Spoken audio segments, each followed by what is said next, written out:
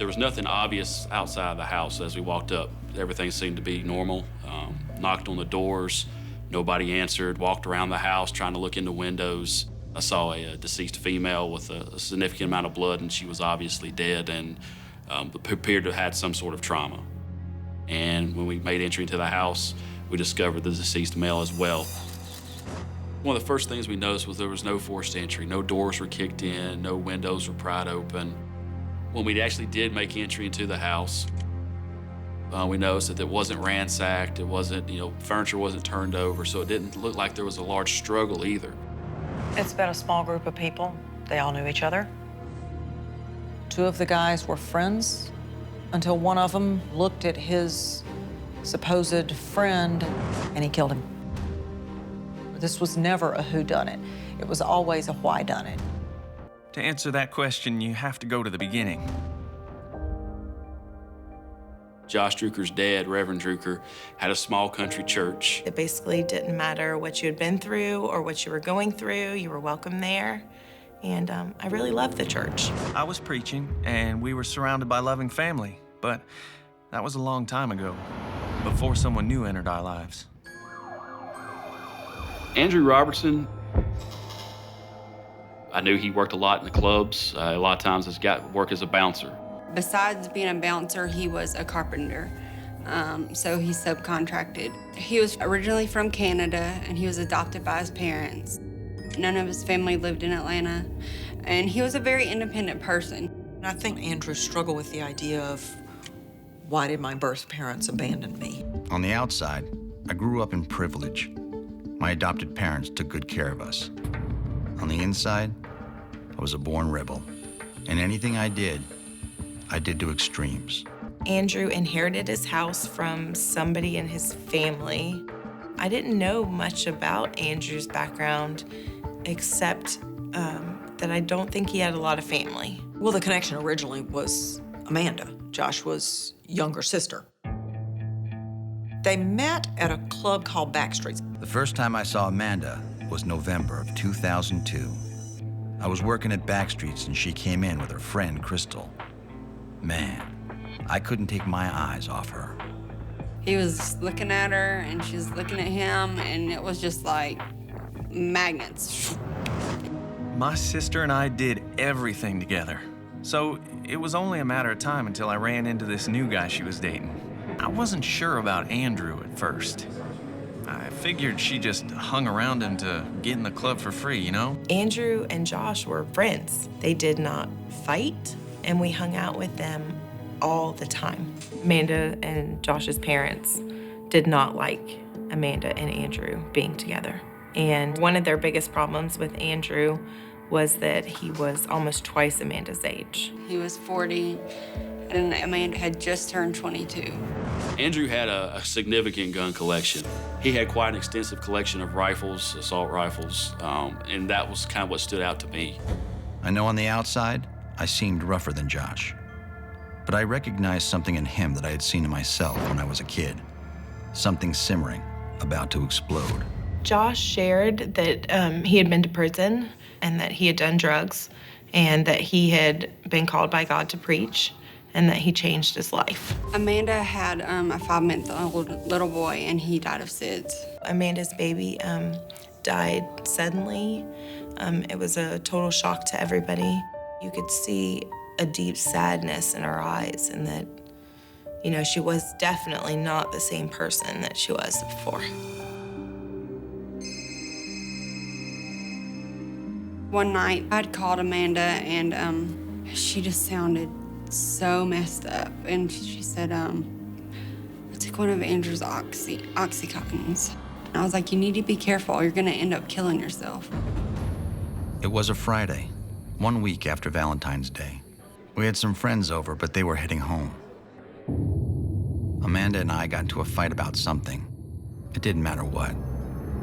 I decided to sleep it off. Andrew's version of the story is that Amanda fell or made some noise and that he was in bed, and it woke him up. So he got out of bed to go see what the noise was and found her unconscious. The doctors pronounced her dead 4 times.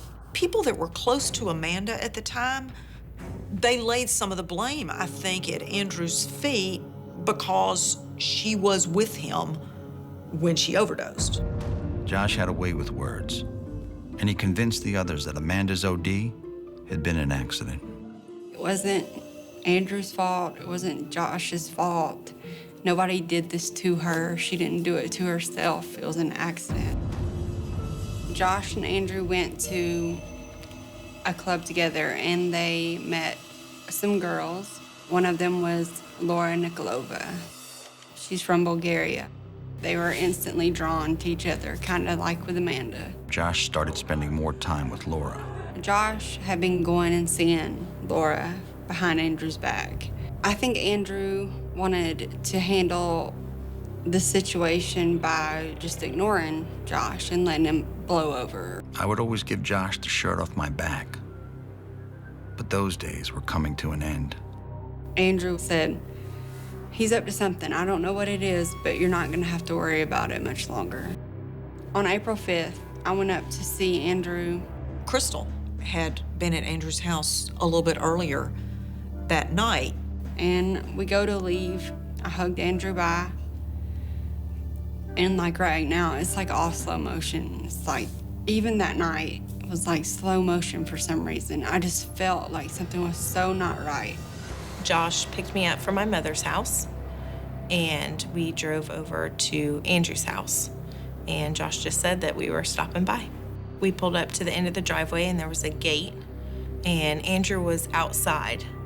And he was actually closing the gate, and he saw us pull up and opened the gate and told us to come in. We went in the kitchen, and Laura and I sat at the table. I think that she was smoking a cigarette.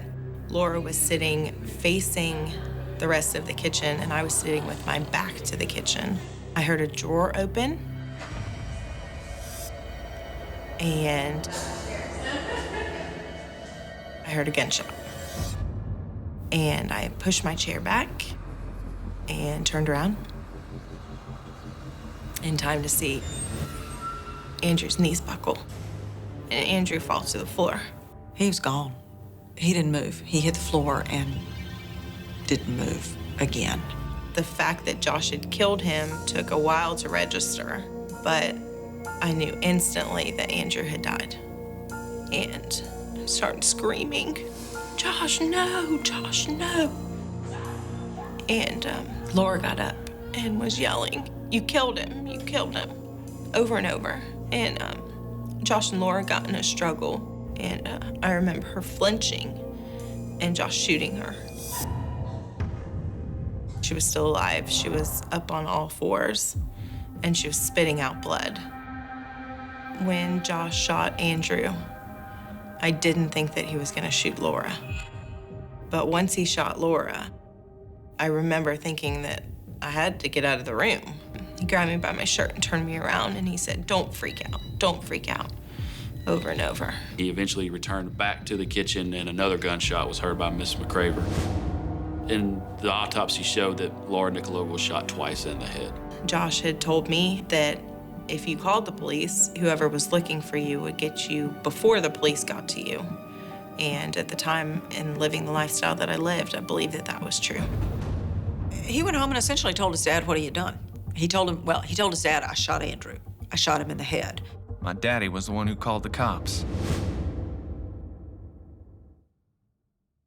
That's the first one my dad. He hurt my sister. And my sister. I've been wanting to get it back in. I can't over there. Couldn't take it anymore. What all did you take from the house, Josh? A wallet. Those are cell phones. I grabbed some jewelry. Where was that? In the drawers. In the bedroom? Took any money? Well, yeah, in the wallet. I think he, at the end of the day, looked at Andrew as somebody with money and resources that he didn't have. Joshua Druker was tried for the murders of Andrew Robertson and Laura Nikolova. He was found guilty, and the jury sentenced him to die.